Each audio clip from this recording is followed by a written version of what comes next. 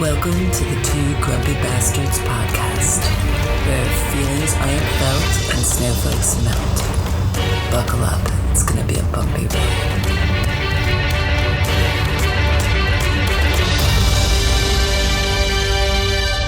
These confines with a monarch's voice cry havoc!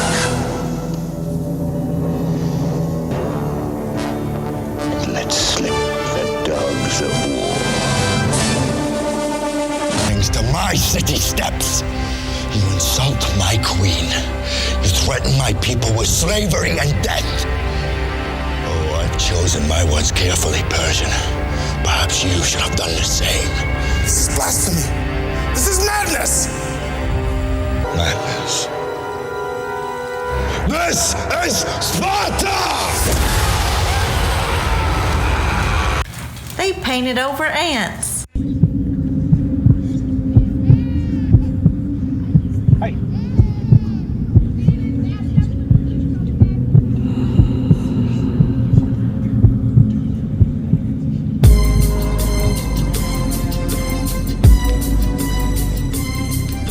Tell me what this is all about.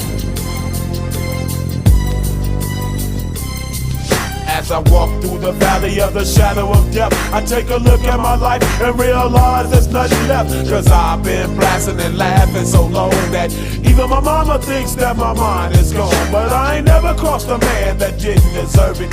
Me be treated like a punk, you know that's unheard of. You better watch how you're talking and where you're walking, or you and your homies might be lying in chalk.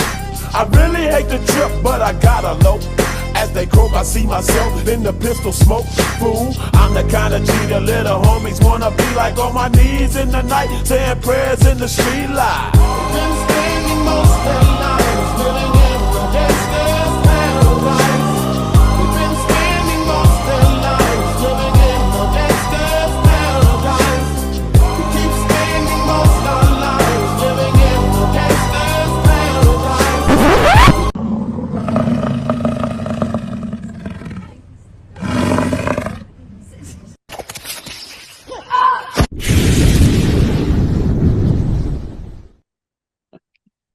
So, Russ, you're probably asking yourself why I played that video for us.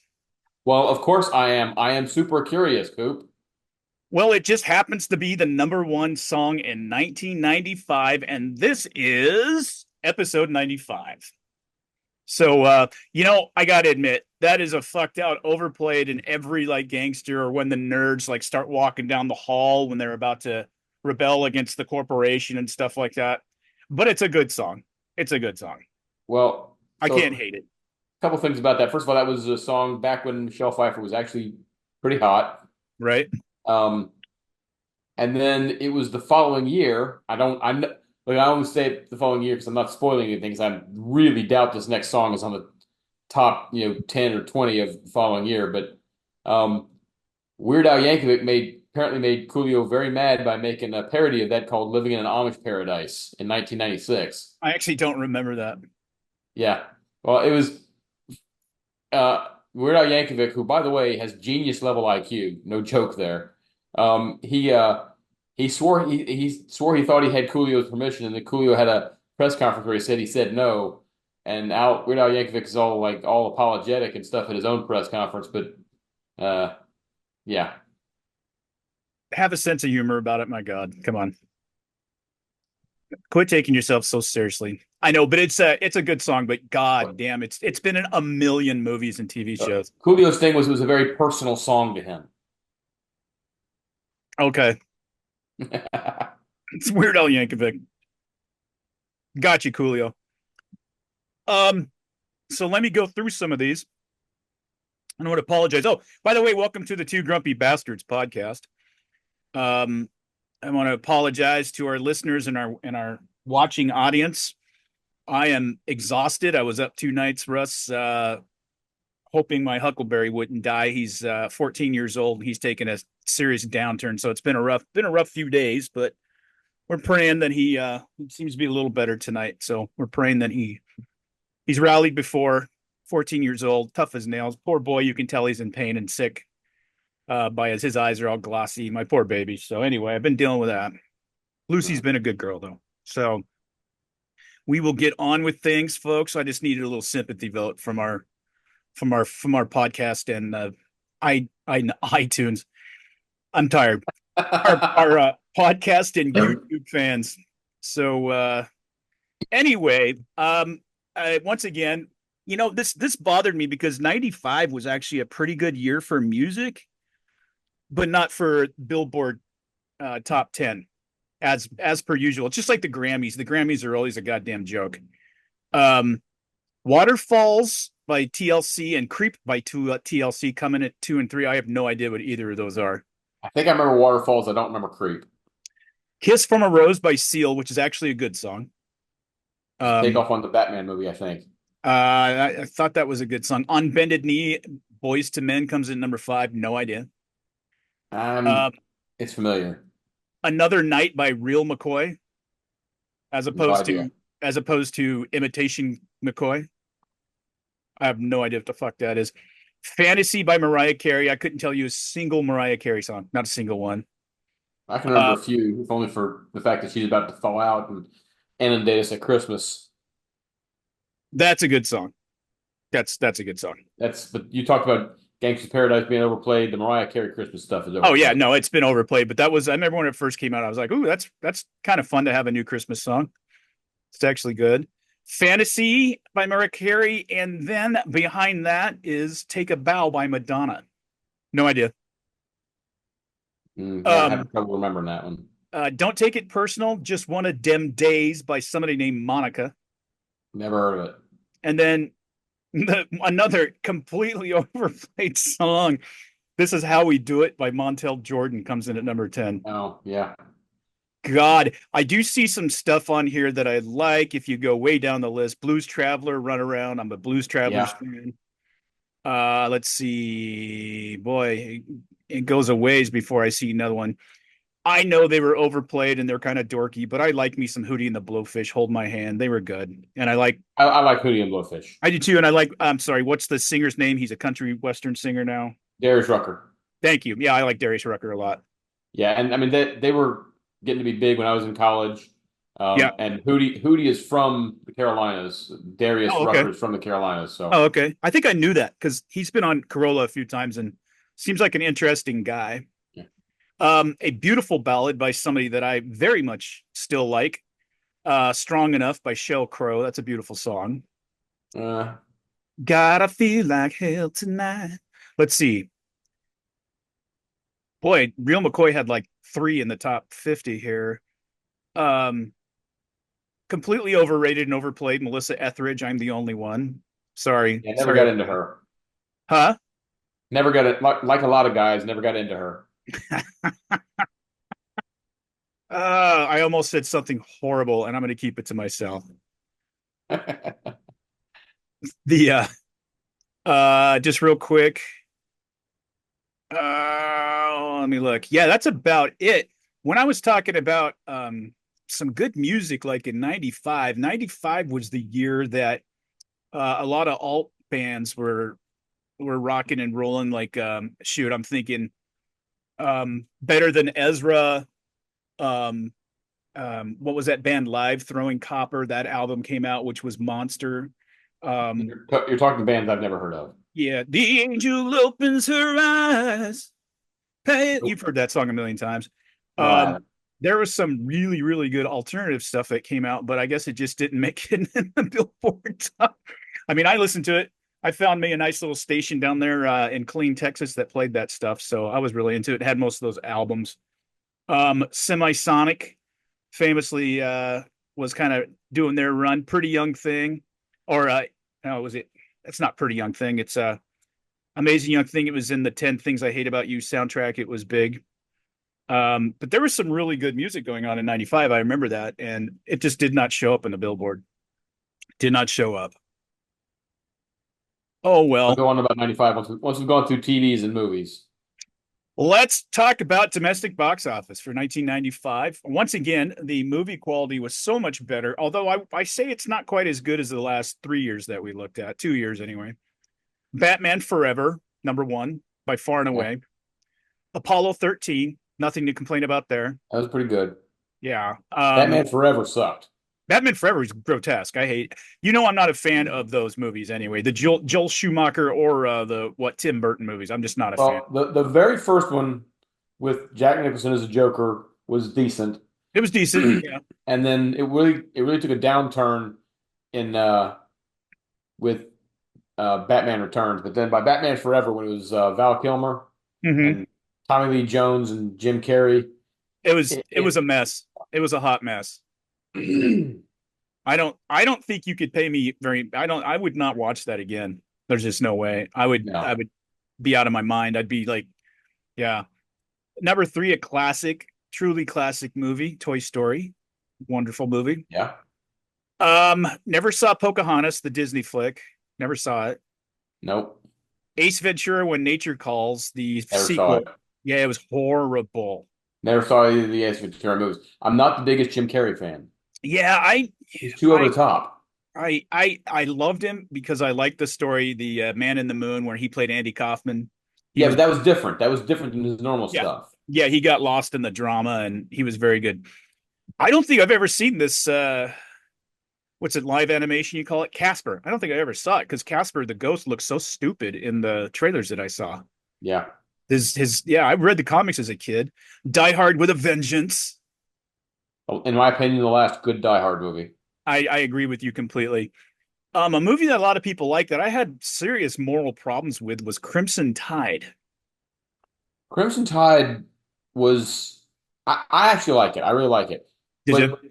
there are qualms with it because it depends on where in the crew you are as to what side you should come down on. Right, right. And Yeah, then that one was tough. And then the scene where Gene Hackman is slapping the shit out of him, I'm like, that would not happen. well, see that's the thing.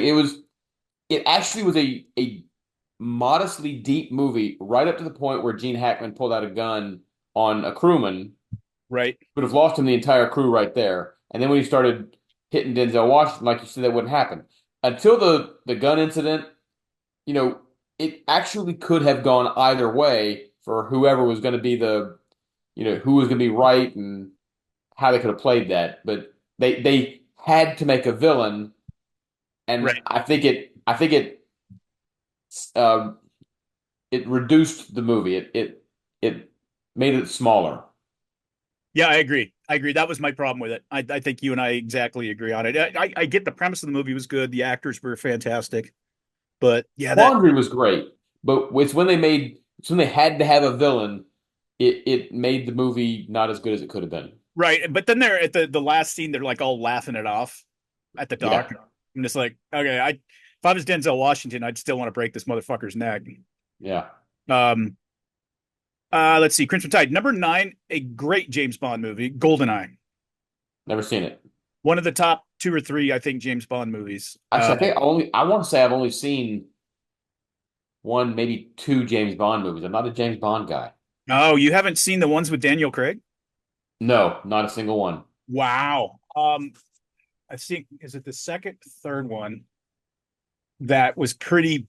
Quantum of Solace wasn't very good, but um, what the fuck was a remake called that he did? Wonderful. When it came out, I was blown away. I was like, this is one of the best movies I've ever seen in my life. So Look, first of all, I was probably in my late teens before I even understood Sean Connery was the original Bond. Because when I was growing up, it was Roger Moore who had taken over for Connery. right. And then I saw the one that I did see was the Timothy Dalton Living Daylights. And then after that, I don't know that I saw another one. Gotcha. Gotcha. GoldenEye is famously the Pierce Brosnan one that got really good reviews. And first of all, putting Pierce Brosnan in that role, they put him in that role probably 10 years too late. Yeah. Because coming off of when he was in Remington Steele, Right. that's when he should have been Bond. I hear you. I'm a fan of Pierce Brosnan, by the way. I like him. Yeah, I like him. Anytime he pops up in a movie, I'll watch it. So he's good. He's good. A movie that I really like that was panned by a lot of people, but I think people should fuck off and watch it again. Waterworld, the Kevin Costner flick. I have a soft spot for Waterworld. I think it's a good movie. I've seen it probably 3 times and I've always enjoyed it. I just early on, and it's true, Kevin Costner, Hollywood started hating his guts. Yeah. and anything he did, they panned. I mean, yeah, he not everything he's done is perfect, but he is one of the most successful writers and directors in the history of Hollywood. And there's even if you don't like all of his movies, you have to acknowledge his career. He's had a I think monster career. I think the problem that left out about Waterworld was people have a hard time accepting Kevin Costner as being some hard ass that's, willing to be ruthless. It's like when they try to cast Tom Hanks as a bad guy, it just doesn't work. I hear So you. I hear people, you. especially at that time, they could do it now with Yellowstone, but at that time, people were not willing to see a ruthless kind of Kevin Costner. It just didn't work. Right. I hear you. I mean, he had the hero's journey, the arc where he became a good guy and all that stuff at the end. But I hear you. Yeah, he was kind of a dirtbag at People wanted first. to like him, and they didn't in that movie. Yeah. A fantastic movie that I never need to see again, nor will I, is Seven. Never saw it.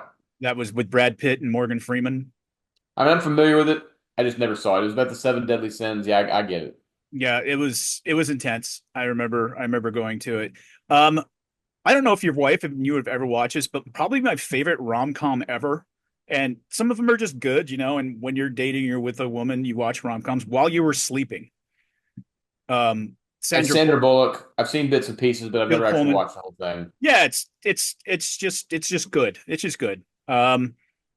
Another one down here at number 15 that I love because it's a Leonard Elmore book, Get Shorty, because I read everything Leonard Elmore did, Never and saw that one either. oh God, it's so entertaining. Most of the movies they made out of Leonard Elmore books were really, really good because he fantastic writer. Let's see. Braveheart came in at number 21. Love that movie.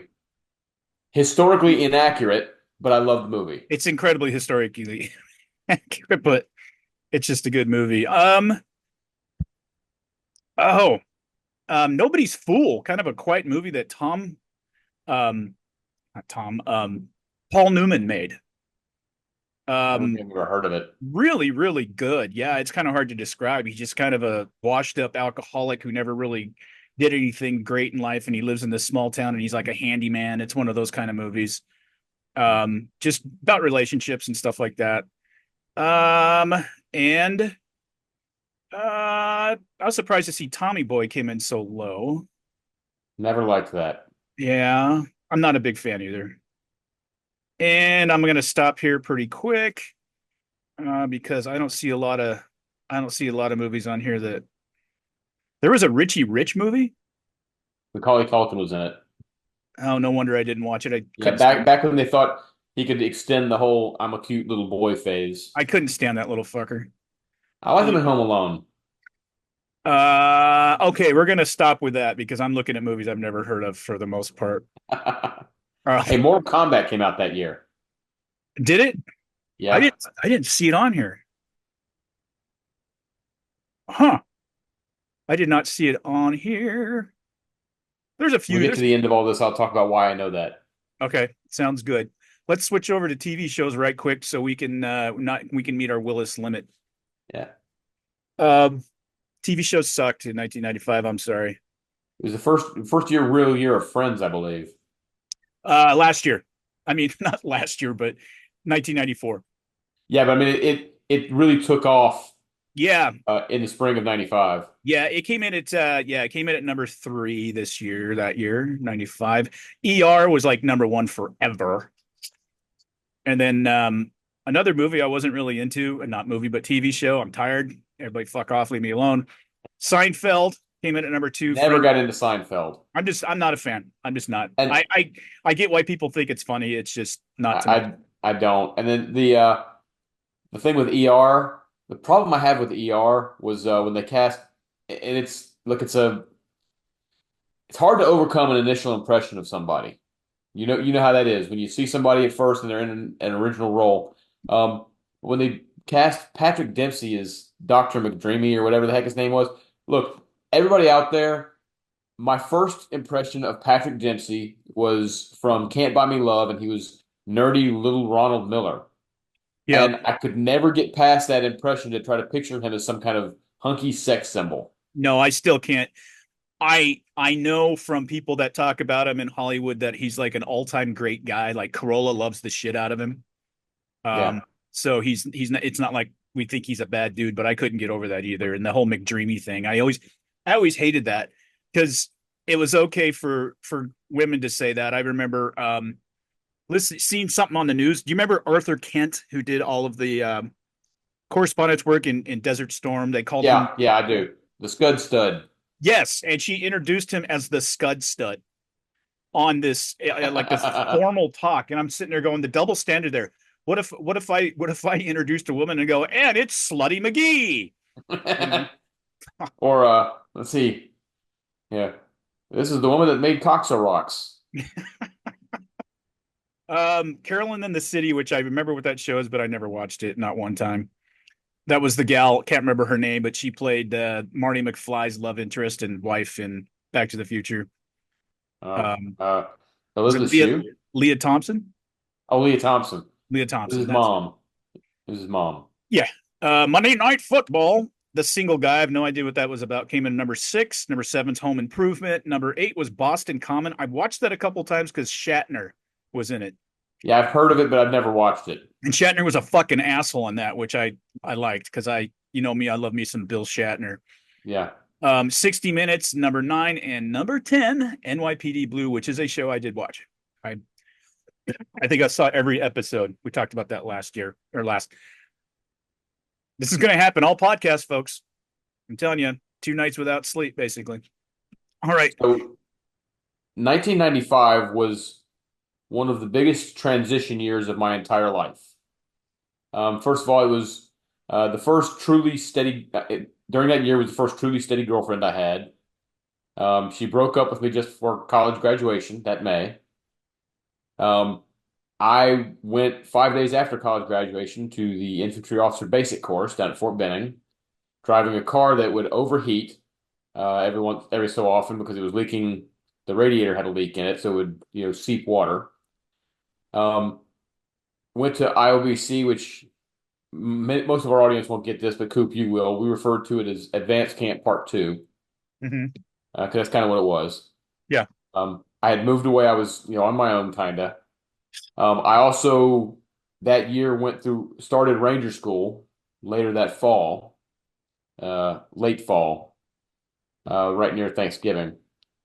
And then it was sometime that summer that the girlfriend that broke up with me got back together with me, kind of. Mm-hmm. But she was off at basic training herself. This was back before the whole you're not allowed, officer enlisted, not allowed to see each other thing. And then I'm trying to balance a new career in the Army, which I really didn't understand yet. I thought I did, but I did not.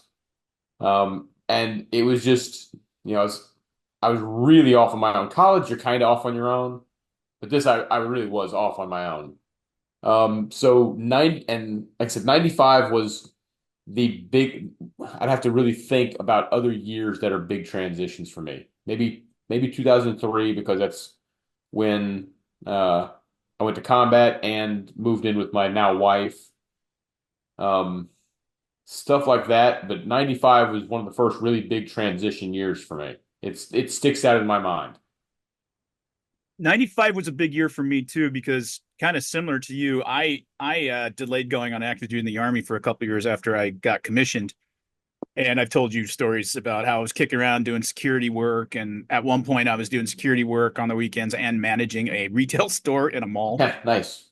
I was like 22, 23 and pretty. So you can imagine what that was like. I was probably the only straight guy that worked in there. So you can imagine what that was like, being a manager in the store. Yeah. And then when I did go in the Army, I, of course, had porn star, small team leader.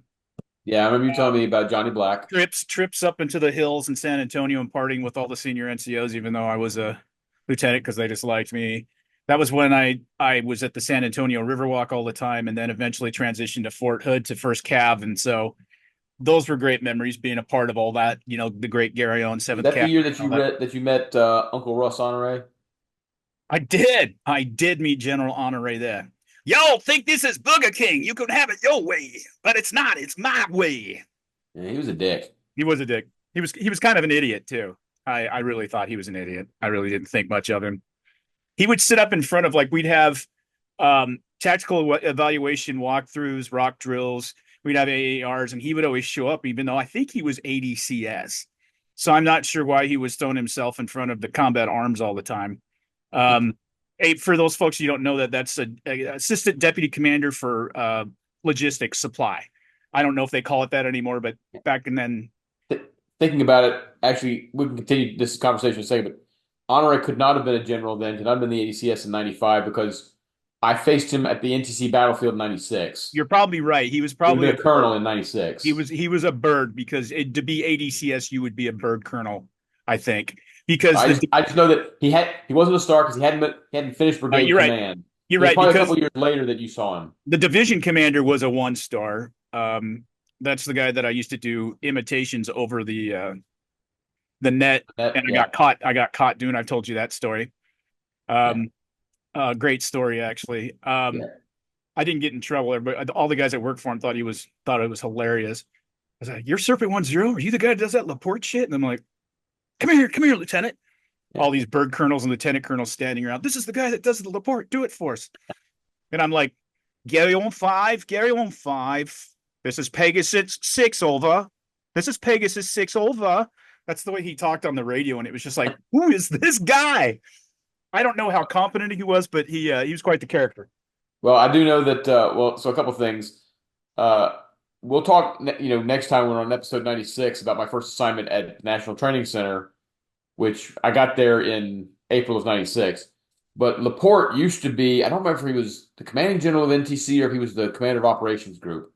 But he knew the NTC battle rhythm, and so he knew to schedule first cav rotations for following our block leave, because we were a little bit rusty. And so, I mean, they snapped up all the rotations in January and July. That's as much as they could. That's exactly when I was there, January and July, every single time. And that's what Laporte was famous for doing. That is hilarious that you say that, because that just brought back memories. Because famously, it started snowing when we did Force on Force one time, and the Vismods couldn't see us, and so we rolled up on the flank and I remember. If that was the battle, I think it was. I remember that rotation because, and hey, for all you guys out in podcast land, deal with this. We're two Army guys reminiscing. But because there's two reasons I remember that. First of all, I was unable to watch the NFC Championship game because it was on the simulated battle took place on that Sunday. Yeah, I think the fight took place over the course of 40 to 50 kilometers through the Central Corridor. Yeah. And we started. Yeah, you got it. We started in fog, went to rain, sleet, snow, back to sleet, back to snow, and ended in the fog. This is Mojave Desert, so people don't realize that it snows in the Mojave Desert in January. In January, it got really, really cold. Yeah, it did. That was miserable because you don't think that way. I mean, I took that over the July rotations, though. That was fucking miserable. Yeah, because the National Training Center starts to get hot, really hot at the beginning of May. Yeah. And then it's hot through the end of September. Right. And I don't mean like, it's not like October it turns icy, but when I say it's hot, I mean it's hot.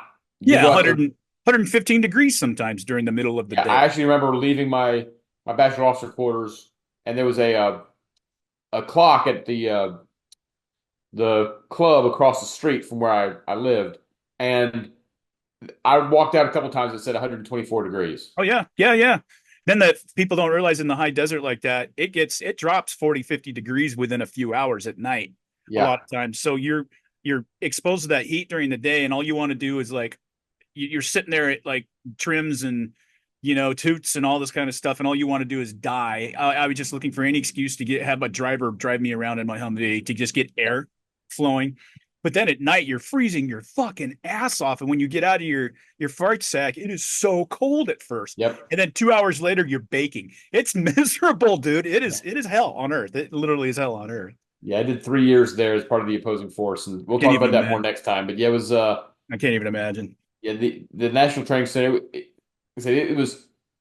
You could go out to the field, and you would lose 10 pounds out in the field just from water weight loss. Oh, sure, yeah. I mean, I would eat 2 or 3 MREs a day, so I because I loved MREs. So people are like, how are you not coming back from NTC skinny like everybody else? It's like, all I do is eat MREs, drink coffee, and smoke cigars. That's all I do.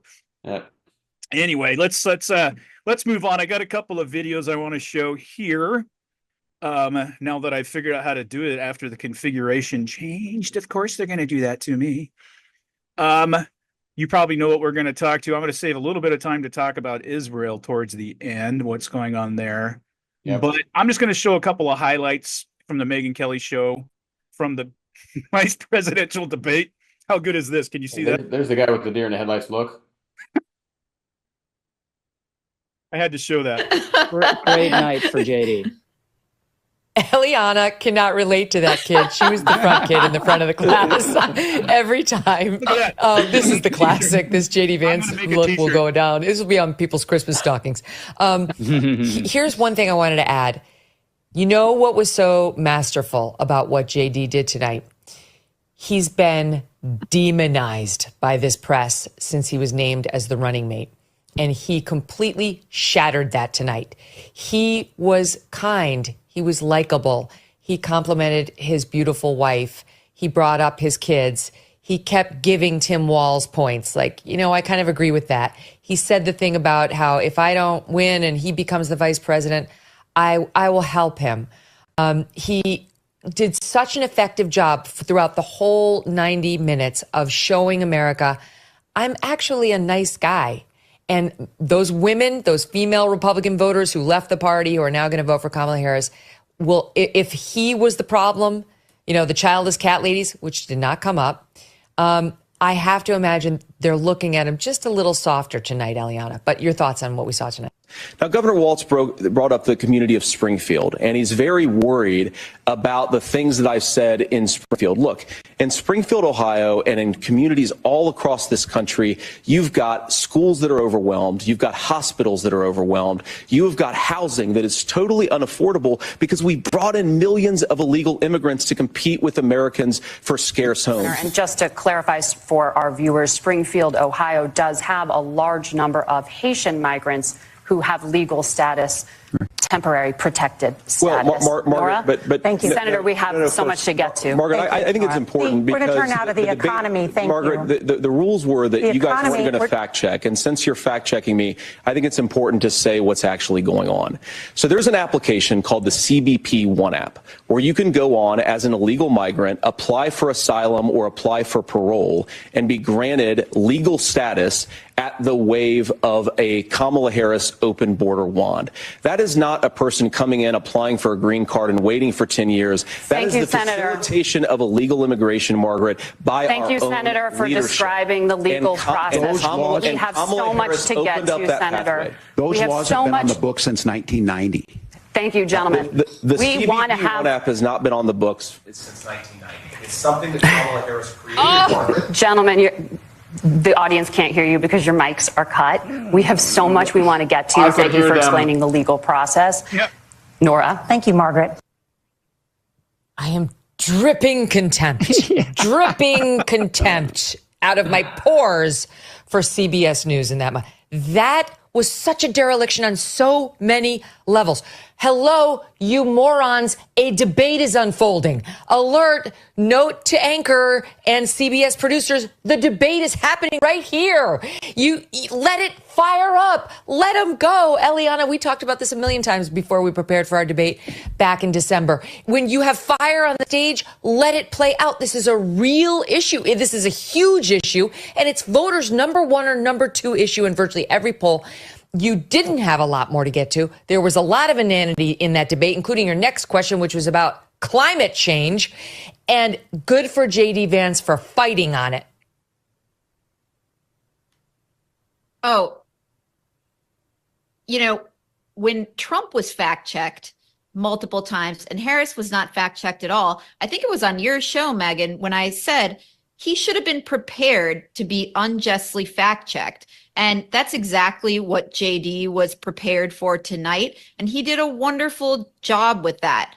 I think any Republican candidate should be prepared when they walk on a stage on a mainstream media network to be treated unfairly and to hit back exactly as Vance did, because viewers like it. And I think both independent and persuadable voters like to see it, as well as the base. And Rich, for Tim Walz to try to say that the CB1 app has been in place since 1990, this is nothing new that Kamala Harris and Joe Biden did, is such a lie. That's what Vance was about to say. Like, this has been one of the most controversial things you've done while in office. She's done while in office.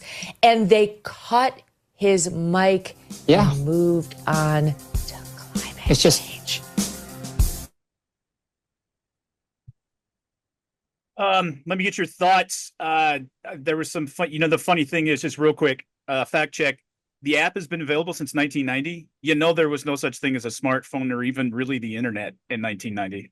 Mainstream internet didn't even start happening until the mid 90s, 95. That's the first time I got dial-up internet at my house. So anyway, go ahead. Give us your overall thoughts on the debate. Well, so a few things. First of all, you're right. When they said, when Walz chimed in with 1990, I was like, dude, cell phones were big bricks at that time. Right. I had a Texas Instrument 499 4A computer at that time that didn't connect to anything. Right. So weren't any apps at that point. Right. No. I will say, look, I have not been the biggest fan of the JD Vance selection. I think you know that, because I think Trump, instead of going for electability, went for legacy pick. That said, JD Vance, out of the four folks on the national stage right now, was clearly the most poised and prepared debater amongst the four of them. Him, Trump, Kamala Harris, and Tim Walz. Vance absolutely owned that debate. He was prepared. He was likable. I don't know if you know this, but it's been over 100 years since there has been either a main candidate or a vice presidential candidate that had facial hair like that had a full beard. It hasn't happened, I want to say, since around 1900 or maybe like 1910. He had masterful command of the facts, and he took on the moderators, which is one of the things Trump should have done. But Vance is much more calm and much more of the focused assassin on that kind of stuff. He knew how to do it. He didn't get flustered. He didn't get rattled. He kept staying on point. Now, I think that I wish that he would have cast Walz and Kamala as a little bit more radical, if he had brought up Tim Walz talking about hate speech in the First Amendment, or Kamala's price controls, or Walz talking about how socialism is just another word for neighborliness. I wish he'd brought that stuff up. Yes. You can't hit everything, and you are constrained by the debate topics and the moderators to an extent, because obviously they don't want that up there. Looking back, I'm not sure that a lot of the left-wing press really wish there had been a vice presidential debate now, because it did shatter the perceptions, the narrative they've worked so hard to build around JD Vance, that he's this mean, callous guy. And then Tim Walz just, called out on the China lie about where he was. I still call bullshit that his son saw a school shooting. Never seen that even once. But Vance handled it masterfully. Like, I'm sorry about that. May Christ, may you find grace in Christ. He's the first presidential candidate or vice presidential candidate I've ever heard bring up Christ on stage in that kind of context. Yeah. He was, Walz calling himself a knucklehead. That may sound good to some of the ladies. One of the reasons why Kamala Harris is losing men by 25 to 30 points is because the men they put out there on the Democratic side are such betas, from Tim Walz to Doug Emhoff. They're betas. They're not guys that guys want to be. And they're not guys that women want unless they're looking for cucks. That's just the way it is. And then, Walz, I think I know what he meant when he said this, but the gaffe of the night when he said he was friends with school shooters, I think I know what he was talking. I think I know he meant to say he was friends with the parents of school shooters, I believe. Pause for just a second. Let me play a 10-second clip. Okay, go ahead. Yeah, and then take it up where you left off. Yeah, because I have a clip. All right, go ahead. Sorry, did not mean to preempt you. Oh, it's all good. No. In that office with those Sandy Hook parents. I've become friends with school shooters. I've seen it. Look. That's a big gaffe. Yeah. Now, what I think he was saying was he's become friends with the parents of victims of school shootings. I'm sure that's probably what he meant too. Yes. But he said, I've been friends with school shooters and opened. I mean, I don't know if you saw the picture that Trump put on Truth Social like that night, where it's a picture that says Trump Vance, and underneath in letters underneath their names it says not friends with school shooters. Not that that's a thing to laugh about in the big general principle, but that's funny. That's a funny response. Yeah. Look, I can see Vance across the table from Vladimir Putin. I cannot see Walls across the table from Vladimir Putin. Oh, no. No, fuck no. No. Vance would hold his ground. Walls would not. He's not used to opposition. He's from Minnesota, which is the bluest of blue states. I mean, it's the only state that Walter Mondale won in 1984. Correct. It hasn't gone Republican, I don't think, since 72. I think that's accurate. It's the bluest of blue, and it's gotten bluer. It's come tantalizingly close a couple of times. They've elected a couple of Republican senators. But Walz is not used to being challenged. And it showed that he is not, even though the moderators were very much on his side, it was a very friendly format to him, Walz showed that he has not done a lot of hostile interviews. He has not done a lot of combative press because he's not used to having to explain himself. And JD came across as, hey, look, I've dealt with the hostile press. I know what I'm doing with this stuff. It's not just, the first time where he's shell-shocked about this. Now, in fairness, Republicans tend to do hostile interviews because most of the press landscape is hostile to Republicans. That's just the way it is. So Republicans have an advantage in that regard because they are always facing hostile press. Democrats, they don't have to face hostile press if they don't want to. Republican, the only way you don't face hostile press is if you stick exclusively to Newsmax and Fox News.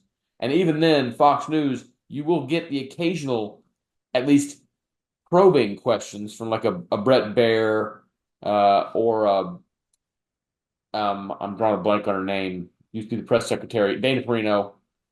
Right. Dana Perino's very, very good. She's very good. Yeah, you might get some good questions from there, but sharp lady.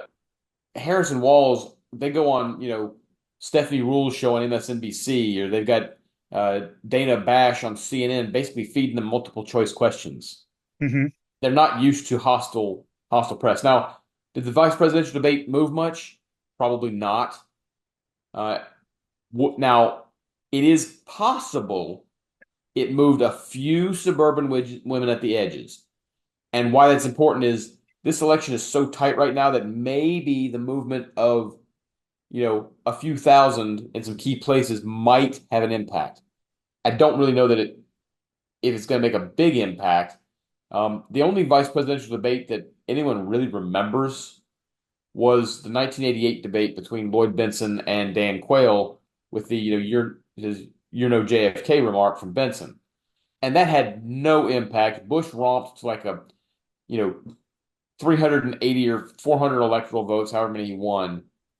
And so it didn't really have an impact. This might, only because the election is so close. But I thought JD Vance did a very good job. If nothing else, he solidified himself as a potential national candidate in 2028 and beyond because he acquitted himself so well. And he's going to have to continue to do that. But if Trump does win, I think this, even though you know that I would prefer either Ron DeSantis or Glenn Youngkin, but I think this, if Trump wins, then he probably becomes the automatic nominee in 28 because of something like this. Now, if he loses, it's a different story, only because there's only been one running mate of a losing ticket that I know of that then went on to be the nominee later and win, and that was FDR, because he was running mate in 1920 with, I can't remember the guy's name off the top of my head, but Yeah, anyway. Right. Yeah, it almost never happens. I mean, and even like Richard Nixon losing and then coming back and winning the presidency, that's a rare bird. But he was also at the top of the ticket too. He wasn't the VP candidate. Right. No, I know, and that's not the same thing. I'm just saying it almost never happens in any regard where you have a losing candidate, either president or VP, where they come back and have any success at the top of the ticket again. I don't think I have anything to add. I think you hit every single point that I was going to hit about the debate. I'll just say that I have watched every presidential debate since I was in my early teens, Ronald Reagan on up. I've watched every vice presidential debate. I remember that horrific debate when Admiral Stockdale was trying to. Who am I? What am I doing? Where am I? Poor guy. I mean, he was. I'm out of ammo here. I remember he said that at one point because he had no idea how to answer. Gridlock. That was the worst debate I've ever seen, probably. This is one of the best vice presidential or any presidential debate performance I have seen in modern American history. Ronald Reagan tore it up, mostly because of his personality, but that was a different time. You did see congeniality in this debate, which was good. Kind of like it was a throwback to like the 80s. And I remember even Bob Dole and Bill Clinton, and there was a lot of mutual respect there. And the moderator wanted to bring up Bill Clinton's, sordid actions, and Bob Dole said, "I'm not going to talk about that in this debate." I remember that specifically, The last time I recall a debate with any congeniality at all was the second Bush-Gore debate, when Gore was still trying to feel his way through, should I completely disagree with him or should I agree with him too much? The second debate, the first debate, he was all sighing and, try to take issue with everything. The second debate, I agree with that. And he was actually, now, it was a show, it was an act. Right. But that was the last time. After that second debate, I did not see a single debate afterwards where they were congenial towards each other, and you couldn't sense the level of I despise the other person coming off of them. Yeah, no, I would agree with that. And the Gore-Bush election was so hotly contested, and of course, Florida hanging chads, and it had to go. I think that's one of the big reasons things became full of vitriol, because the Democrats were so pissed about that and accused the Republicans of stealing that election. Well, you've heard me say for a while now, the 2000 election is what broke the country, because it was so close and so contested that Democrats never got over that. And then that venom turned into Republicans returning fire on that. So we have not had a, for lack of a better word, unifying election since 96. Even though I wanted Dole to beat Clinton, Clinton won by a pretty sizable margin. Mm-hmm. Everybody was kind of okay with it. Mm-hmm. And there has not been, the only way to get back to that is someone is going to have to win a blowout victory. And I don't know that happens absent a catastrophic event. Now, I will say this, if Kamala wins in 2024, I hope not, but look, folks, it's possible. It is actually possible she wins. If she does, then the possibility exists for that kind of landslide unifying victory in 28, because I think things are going to get so bad, both on the foreign policy front and economically. It's going to be the only two elections I think that would come close to it would have been the 1980 Ronald Reagan election, or the 1932 FDR election. I think it'll really be that bad. I think people will turn against it that hard if Kamala Harris becomes president, because inflation will go out of control. The illegal immigration is going to go out of control. China's going to go after Taiwan. Lord knows what's going to happen in the Middle East. She's probably going to try to start a war somewhere to prove how strong she is. So 2028 has got the potential to be a landslide if Kamala Harris is in office.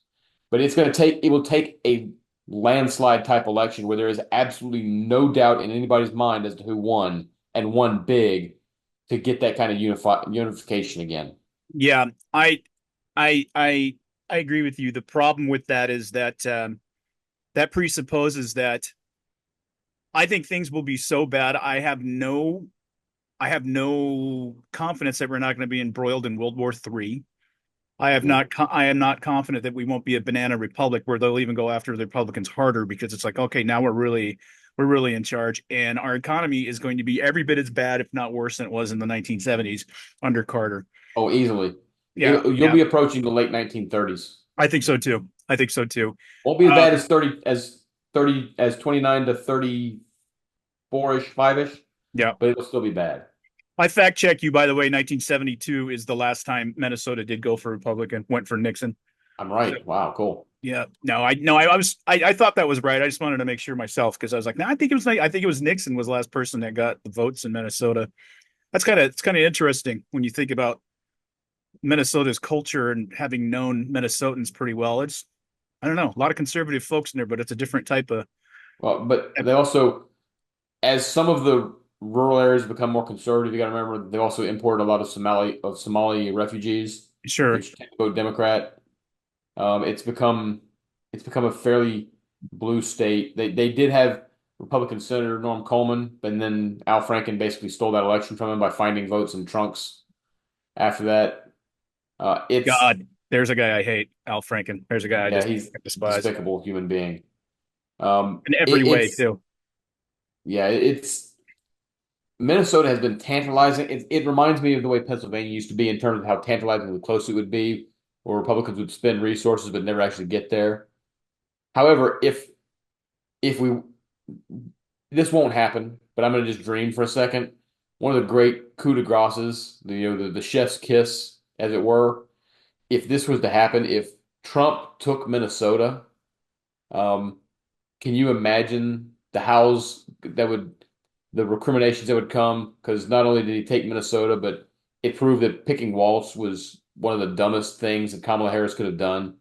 Because I mean, I was certain she was going to pick Josh Shapiro, and she should have. You and I both were. That was what we had on the money line, and that would have probably sealed her the election. And she couldn't bring herself to pick the Jew that possibly could outshine her on the stage. She had to pick the bumbling beta, and that might end up coming back to cost her the election because Trump right now, I do believe, is slightly ahead in Pennsylvania. Now, whether he can overcome the Philadelphia vote and stuff, I don't know, but I think he's slightly ahead in Pennsylvania. And if he wins Pennsylvania, New York, not New York, I'm sorry, that'll never happen. Pennsylvania, right. North Carolina, Georgia, and Arizona, he'll win the election. Yep. He's going to win Arizona, Georgia, North Carolina, and then Pennsylvania. And he's got over 270 electoral votes at that point. Yep. It's time to start praying out there, folks. This is the most important election of our modern lifetimes, I think. I do. I believe, in my opinion, the most important election probably since 1980. Since 1980. Yep, I would agree with you. When the great communicator came in and saved the day. And he did. And he did save the nation. He did save the nation. It's indisputable. You can look at the numbers. You can absolutely look at the numbers. So in every I will say, shape, or form. I do believe if, God forbid, and I'm only putting it out there because it is still a possibility, if Kamala Harris wins the presidency, I still, though, think the Republicans will take the Senate and they'll have 50. My low guess right now is they'll have 52 seats in the Senate because they're going to win West Virginia. That puts 50-50. Right now, odds on money is that Tim Sheehy is going to win Montana because John Tester, the senator in Montana, has benefited from just exquisitely timed election cycles. 2006, when Bush was so unpopular. 2012, when Obama was running for re-election. 2018, when Trump was unpopular. But now it's a presidential election year, and Montana is usually a Republican state. So I agree with you. I agree. Yeah, that'll be good. It's going to be so interesting next couple of months. I'm going to be on pins and needles, kind of like I was watching the Washington Huskies against fucking Rutgers, but hopefully it'll turn out better than that. Yeah, your Huskies not doing as well, but they've lost 2 games by 5 combined points in the last 3 weeks. So anyway, if Sheehy wins Montana, that's 51. And I think the Republicans will probably pick up one more seat somewhere out there, whether it's Ohio, Pennsylvania, Michigan, Nevada. It's too bad that the suburbs of D.C. and Fairfax, Virginia and stuff are probably going to drown out Hung Cal. because Hun Kao just absolutely annihilated Tim Kaine in their debate for the Virginia Senate. I'd love to see him in Congress. Probably won't happen, but Larry Hogan can still pull off an upset in Maryland. So I think the Republicans probably get up to about 52 seats. They need to watch out in Texas. I think Cruz will pull it out, but they need to watch out, and they need to watch out in Nebraska because Deb Fischer's not doing as well as she should. But those are still long shots. So it probably end up with a divided government. Unfortunately, because of the divided government, the presidency is going to control a lot of the economy with the Fed and some of the economic advisors, and she'll completely control foreign policy, which will just be a disaster. Yeah, no, I agree with you. I have a quick update for you. Huckleberry's laying right next to me here, and he was licking his dick just a few minutes ago. So rally. That's I consider that a win.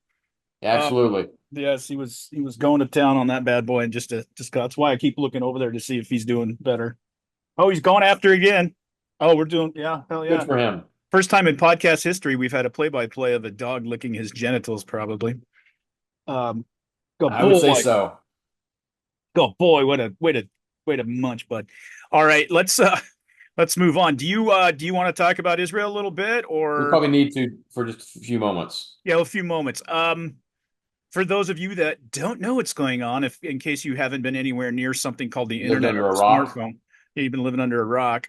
Iran and Israel are going full scale. It looks like they're going full scale at each other. I hate this stage of things because the reciprocation war and which I hate that shit. Well, if you do us, we're going to do you back. Although I believe that the number of missiles was 4 times what they sent in their first barrage. Iran at Israel was 4 times the biggest barrage in the history of the Middle East in any conflict. And the beautiful thing about those tough Jews, they are the most technologically superior military in the world next to us. And in some ways, because of that short defense line that they have, it's more effective in some ways. They managed to thwart all of that. At the same time, there was some terrorists who managed to get off a train and kill, I believe, 10 Jewish citizens. Yeah, I believe it was. So that all happened. I believe that all happened yesterday. Was the main thrust of all that attack. I believe it was second attack from Iran. I know in the last. I think it was. Is it Wednesday? I might be losing track of my days. Wednesday, I think. Well, that would be yesterday. No, I'm sorry. I think it was Tuesday. It was Tuesday.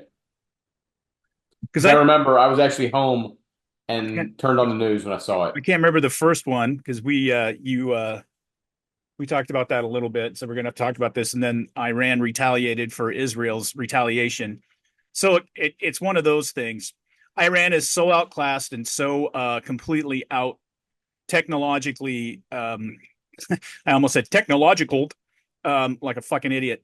But they're in such a bad position compared to the Israeli technology.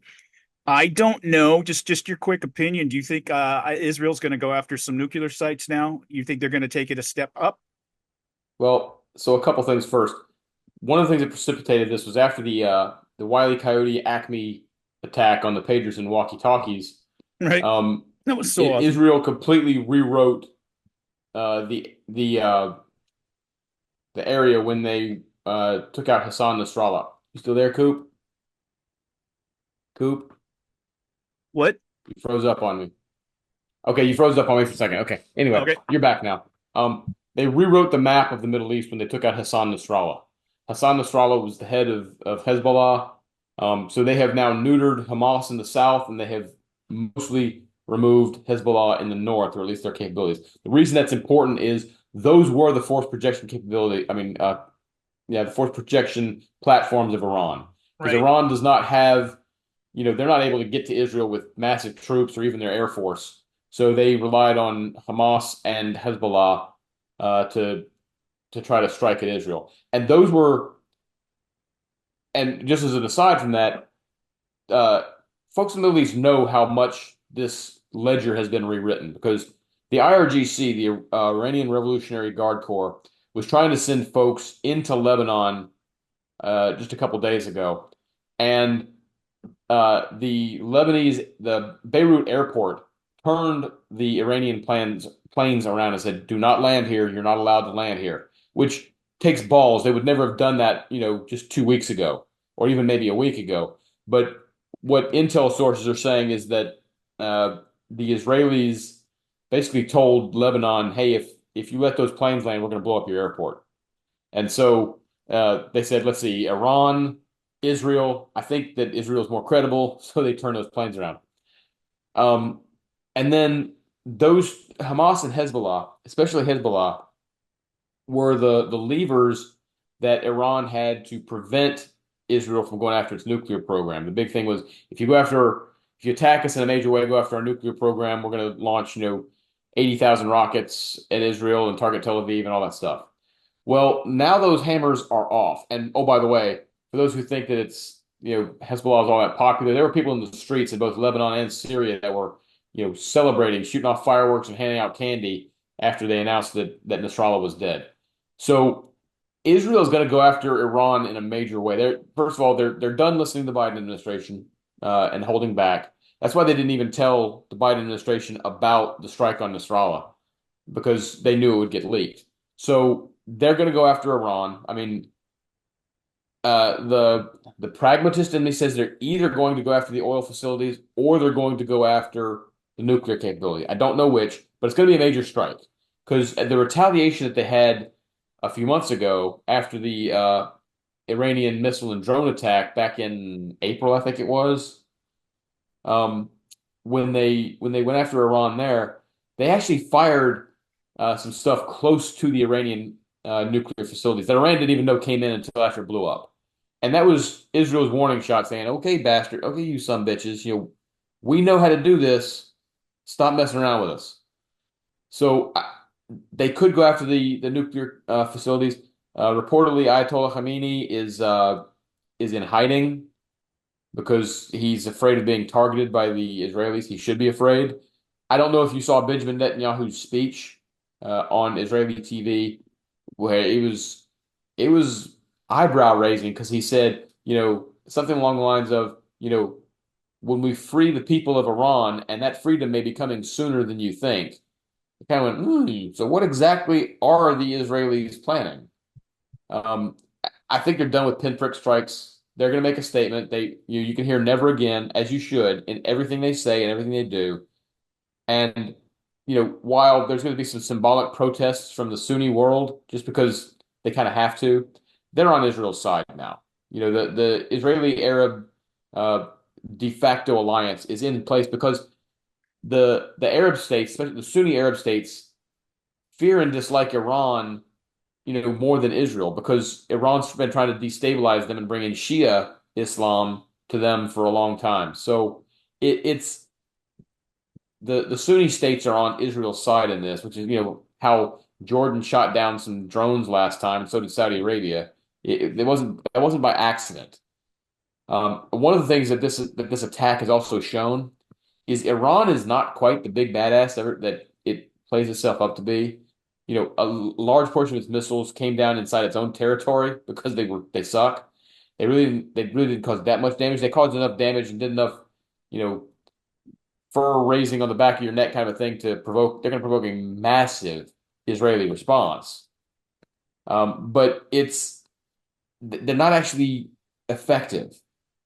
And I think this is going to give some of the Sunni Arab states some backbone to stand up to Iran themselves. I think it could if Trump gets back in office and once they neuter Iran, it could reignite the Abraham Accords. You could actually see peace between Israel and Saudi Arabia. Some of the other states around the area. We'll see. But overall, I mean, Israel's about to clock Iran. It's not going to be pretty. Whether they destroy the country's oil infrastructure or they destroy the nuclear facilities or both, it's going to be spectacular. And I don't think the Biden administration is going to be able to stop it this time. Once again, I appreciate you doing the heavy lifting tonight because I don't have a whole lot to say to sum that up because I am exhausted. Yeah, no, yeah, I can't think of a thing to add. I'd just be sounding like I'm trying to talk just for talking's sake. So I'll go, good job, Russ. But thank you. The one thing I do completely agree with you on is that, well, you didn't say it. You implied it more than anything else. You didn't say it out loud. Well, you did. But if Israel does clock Iran, which I think is going to happen, it will overall be a good thing for stability in the Middle East. I really believe it. Like you said, returning to the Abraham Accords, which, of course, Biden ruined when he came into office, a historical accomplishment by the Trump administration. Mm-hmm. Saudi Arabia doesn't want anything to do with Iran. Jordan doesn't want anything to do with Iran. So it's kind of funny, you know, what do they say? The enemy of my enemy is my friend, you know. That's actually an Arab proverb. Yeah, it is. And I think you're kind of looking at that. So you can historically see a coalition between Israel and countries that wanted them wiped off the face of the earth for a lot of the last century. So it's very interesting to me. It's interesting. Well, and Iran made a massive misstep. One of the reasons that they activated Hamas and Hezbollah was they were trying to stop peace between the Israelis and their Arab neighbors. They were hoping to ignite everybody rally around the Palestinians effect. And the Gulf states don't really like the Palestinians that much because every time they've let the Palestinians into their own countries, the Palestinians have tried to destabilize those countries. Right. From Jordan to Syria to Egypt to Kuwait. I mean, they were the ones that were cheering on Saddam Hussein taking over Kuwait. So the Gulf states don't really like them that much. Once this calms down, I think it's going to go, Iran, in trying to create some kind of instability, they overplayed their hand, and I think it is going to come back and really bite them. The question is, will Israel eventually go after the regime and try and topple the mullahs and the IRGC? That'll be interesting to see how that goes. I agree. I keep saying I agree. I don't know what else to say to that. Russ, you're awesome. I appreciate that. I had a thought. I'm distracted by watching Huckleberry to see what he's got going on because he's walking around like he's in a daze. I don't even know, like he knows where he is right now. Kind of scary. Well, let's wrap it up with a couple of bad commercials. What do you think? That sounds great to me because I have no jokes this time. Okay, we'll wrap it up with a couple of fucking horrible commercials from my my collection of horrible commercials. I think these two will tickle you. This one I actually remember. So, for over 100 years, we've been scrunching and folding toilet paper. Finally, there's a better way. Comfort Wipe, the sanitary paper extension arm and holder. The first improvement to toilet paper as we know it since the 1880s. It extends your reach a full 18 inches while it follows the contours of your body and comfortably cleans. It's as easy to use as a shower brush. Just pop on the toilet tissue and when through, just press the release button and the tissue drops right into the toilet. Think about it. Toilet paper is really archaic and disgusting. The Comfort Wipe is a modern solution. That's right. Never touch another dirty toilet tissue. Being a big guy certainly has its advantages and its disadvantages. This is a great product. It's embarrassing to have someone help you with your personal matters. The Comfort Wipe allows you to maintain your dignity while you maintain your personal hygiene. Comfort Wipe, the sanitary paper extension arm and holder. The first improvement to toilet paper as we know it since the 1880s. It extends your reach a full 18 inches while it follows the contours of your body and comfortably cleans. So if you or someone you love suffers from the loss of range of motion, or if you're someone who just doesn't want to touch dirty toilet paper, don't be embarrassed, just get a Comfort Wipe. Order now and we'll send you the Comfort Wipe for just $19.99. Plus, we'll send you the Get-A-Grip. Just pay separate shipping and handling. It's the assist handle that installs in seconds. Getting in and out of the tub has never been more comfortable. You get it all, the Comfort Wipe and the Get-A-Grip. The entire $50 value for just $19.99. But you have to call now. That is hysterical. So now you know what you're getting for your next birthday from me. Jeez. What happens when you accidentally rub your ass with that wand? I mean, there's a reason we keep the toilet brushes that are used to scrub the toilets in like their own separate thing, containerized. Believe me, that's the first thing I thought of is like, what happens when, and it's going to happen when it slips a little bit. Oh, yeah. And I won't go into detail because it's gross. but it's just like. But as a big guy, I'm sure you can tell us about it. And did you like that the other thing that you get with it is the tub grip? So this thing basically and blatantly was made for fat fuckers. Yeah. Well, Blatantly. what about the older woman there that was like doing the whole shoulder movement thing as if she's being sexy about wiping her ass? What was she like, Dinah fucking Shore? Hey. Yeah. You're picturing me wiping my butt right now, aren't you? I remember seeing that commercial like on late night TV at one point, and I couldn't believe I do not. I subscribe to Hulu Live so I can watch all my college games and my like Fox News and some other stuff. And Hulu has the weirdest fucking commercials. Like if you're not watching the mainstream channels, you watch like a movie and some of the other stuff that have commercials. Like the Peyronie's disease is a very popular one on there where they show bent carrots. If your penis looks like this, there is medication and careful exercises to hurt you. I'm just like, what am I looking at? Colon flush was another one I saw recently. My boyfriend lost 25 pounds by going on a diet and drinking colon broom every morning. Okay. You're talking about your significant other shitting like a goose. That's what you're talking about. That's what you want to think about. Okay. Oh, yeah. Okay, one more. We'll just do one more. And I'll see. It's going to be hard to top that one. Yeah, this one is so bizarre that I forgot about this one. It's so bizarre. And it's got a certain type of person that usually freaks me out. And I have a phobia against. And you remember specifically what kind of person I have phobias towards. You'll remember when I play this. Were you in the group that took me to I'll ask you after the commercial. Hold on. Okay. I got the tomatoes and onions. If you've got problems with bugs, Hey, what happened to our sandwich? What are we gonna do? We better call area-wide exterminators. something's bugging you? Call area-wide exterminators. What's for dinner?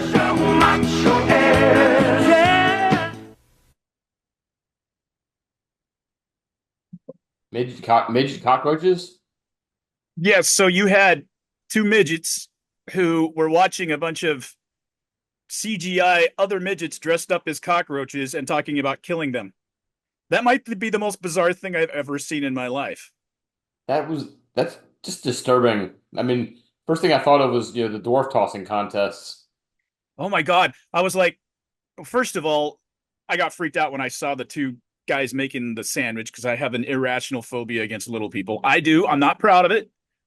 I'm not proud of it. I'm not saying. Now, luckily, I'm a couple inches taller than the little people that Koop is afraid of. Yes, thank God, because we would not be doing this podcast. I couldn't sit here and get nauseated every night, and I don't have anything personal against the folks. I'd be looking for my own TLC special.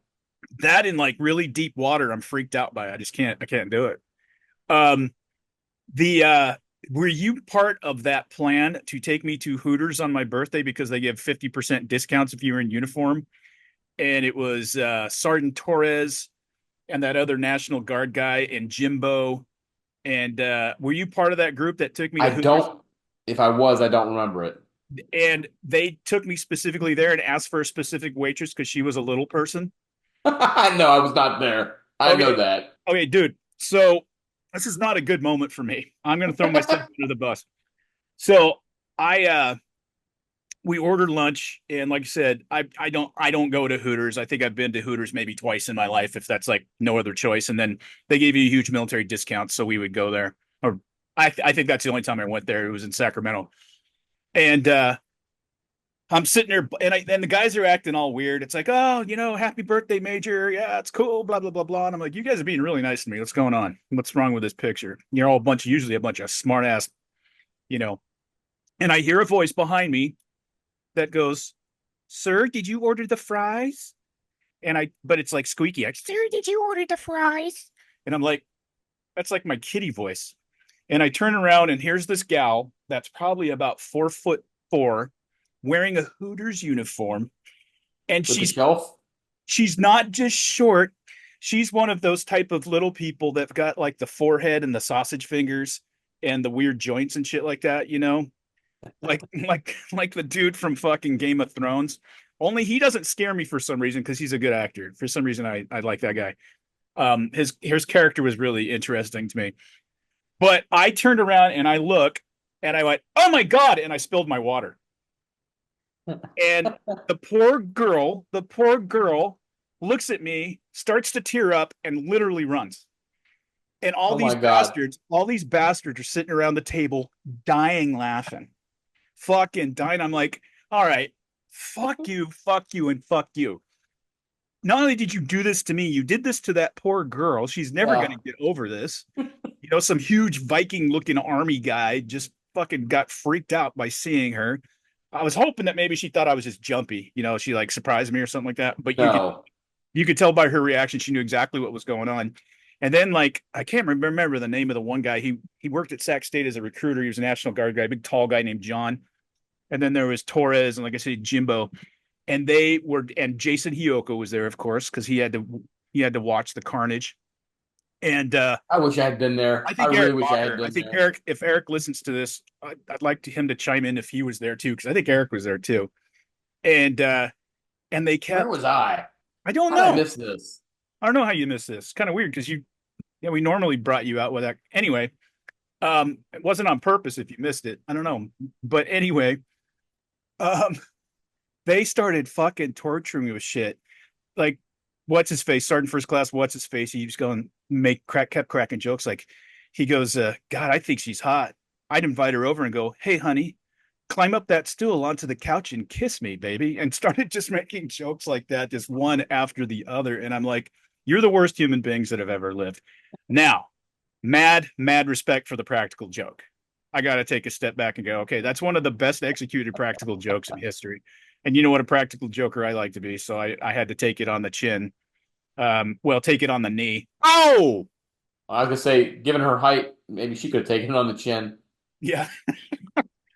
But anyway, yeah, that happened. And so I just want you to know how far I've come that I was able to play that horrible commercial with a couple of little men, and they're looking at these like CGI cockroaches, except they're little people that look like Lilliputians, and they're talking about exterminating them. So instead of yelling at and unnerving a midget, you can now play a commercial making fun of them. So have you really come that far? I mean, no, really? I haven't at all. I haven't at all. I'm being very diplomatic. I'm being like JD Vance. I'm being very diplomatic, but I don't really mean it. Yeah, I can tell. Yeah. So did you never found that little girl and apologized to her? You'd probably been too freaked out to talk to her. You'd probably be like, I can't go near her. She's going to steal my soul or something. Back then, my phobia was so bad that I had a hard time. I was at a grocery store with my ex, like a Ralph's or something like that. And she was with me, and I started walking down an aisle, and a dude started walking down the aisle towards me, and I got so freaked out, I actually just went to the car. And she's like, what is wrong with you? And I just pointed, and I just went to the car and sat there. And I'm surprised the Hooters didn't try to kick y'all out. Well, I mean, we were all in uniform. So, yeah. Wow. Oh my God. And I was like, you unprofessional motherfuckers to do that. You realize that's going to be in your life. Senior grade field I can't even talk. I'm so upset about it. Senior grade field officer here. You're all like E7s and above, and you just pulled that shit. You realize that's going to be part of your life review when you get up to heaven one day, right? Yeah. I mean, like what's the Albert Brooks movie where he goes up there and has to have his life? Yes, which is a fantastic. That's actually one of my favorites. It's in my top 20. Movie. It's been my top 20. I love Albert Brooks, but I love that movie.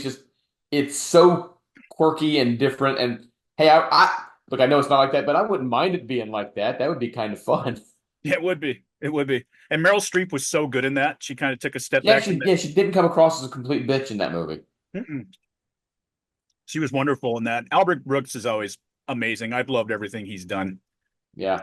Except for, I think it was Mother, where he and Shelley Reynolds, that was his mom. That was a pretty bad movie, but everything else, big Albert Brooks. Lost in America is fantastic, if you remember that one. Yeah, but I realize that, but I hope that Joe Torres and John and Eric and whoever, and Jimbo and whoever else was there, they should get a worse review than me. Oh, they will. I'm sure. Okay. All right. as long as we establish that. But I better get off the horn here and take care of my dogs. I know it's late on your end there, so yeah, I need to go see if the girl has fallen asleep and see if I can even figure out how to stop recording. They changed absolutely everything. Probably an update again. You know, when you pay for something, I just want it to stay the same. It worked for me. It worked for me. As Sheldon Cooper said, I'm a fan of homeostasis. I am too. With certain things, absolutely. Yeah, I can do it. I found it. But anyway, all right, good talking to you. Yep. I'm gonna take care of my furry kids here, and everybody out there, thanks for listening, and don't judge. Just don't judge. Prayers for Huckleberry. Yeah, prayers for my dog Huckleberry. He's in a lot of pain, I can tell. So we'll figure out what to do next couple of days. See if he gets better. So, I'm sure he'll rally. All right, kids, podcast listeners, go over to YouTube, subscribe, watch us on YouTube. It really helps. It really helps. Leave a review. That really helps. You could buy something from us too. That really helps. There'll be a commercial here in just about 10 seconds that will tell you, well, you can do all of this at. And you can do it up your butt if you don't want to help us. All right. That's the way to win over listeners. Okay, as we like to say here in Two Grumpy Bastards land, remember to keep your focus and stay wokeless.